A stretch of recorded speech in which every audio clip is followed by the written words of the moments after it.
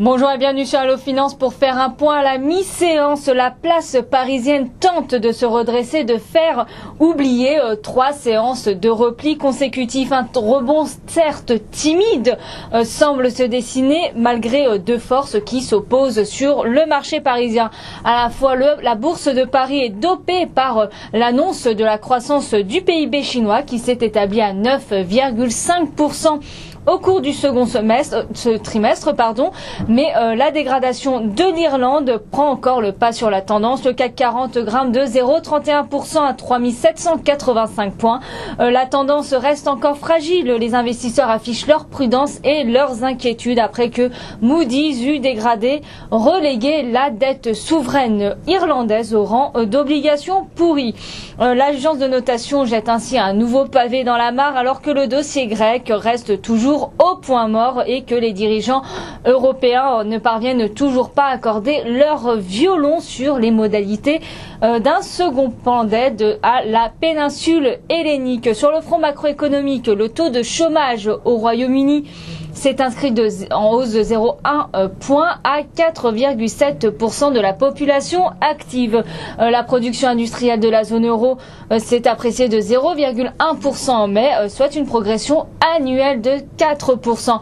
Les économistes tablaient quant à eux sur une progression de 0,4% sur le mois et de 4,8% sur une année. Du côté de l'actualité des sociétés, en tête du CAC 40 à la mi-journée, EADS bondit de 1,7% à 23,59 €. Thomas Cook Airlines a signé un accord de long terme avec Air Lease Corporation pour la location de 6 A321-200. Le compartiment bancaire se reprend et continue sur sa lancée de la veille. BNP Paribas bondit de 1,48% à 47,64 €. Crédit Agricole prend 1,29% à 9,01 €. Société Générale gagne 0,89% à 36,45 €, tandis que Natixis se grappille 0,03% à 3,32 €. Bouygues flambe de 1,61% à 27,70 €, soutenu par une note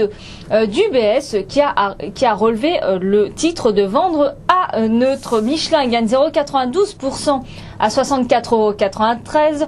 Le fabricant de pneumatiques fait partie et figure parmi les valeurs préférées des fabricants de pneumatiques de Deutsche Bank. Les constructeurs automobiles, quant à eux, évoluent en ordre dispersé. Peugeot gagne 0,30% à 30,13 € à la mi-journée, tandis que Renault cède pour sa part 0,42% à 37,83 €. Après son repli matinal, Carrefour est en hausse de 0,75% à 22,15 €. Le numéro 2 mondial de la distribution a annoncé une hausse de 1,6% à 22,4 milliards d'euros de son chiffre d'affaires au titre de son second trimestre. Son concurrent Casino flambe de 2,22% à 64,90 € après avoir réussi à faire capoter le projet de rapprochement de Carrefour au Brésil. Nomura, par ailleurs, réitère son conseil d'achat sur le titre du distributeur stéphanois.